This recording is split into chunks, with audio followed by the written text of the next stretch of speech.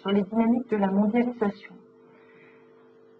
Nous allons commencer par une introduction et notamment par définir ce qu'est la mondialisation.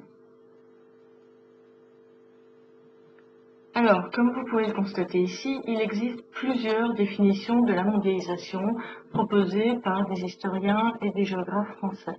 Certains proposent une approche plus géopolitique, d'autres plus économique, d'autres plus culturelle. Donc il n'y a pas de consensus sur ce sujet-là. De fait, que faut-il retenir?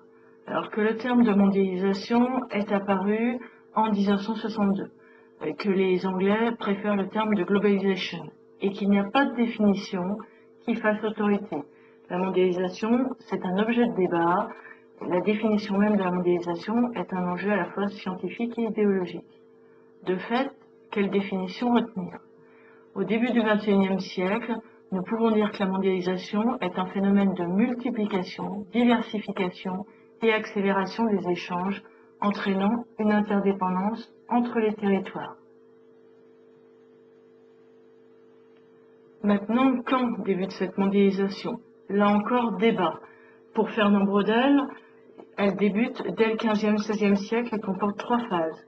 Mais pour le géographe français Jacques Lévy, elle est bien plus ancienne, elle remonte à la préhistoire.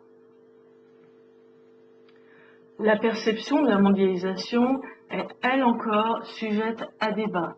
Il y a les sociétés et les pays qui considèrent qu'elle leur apporte beaucoup, et il y a les sociétés, les pays et les individus qui considèrent que la mondialisation est un véritable fléau.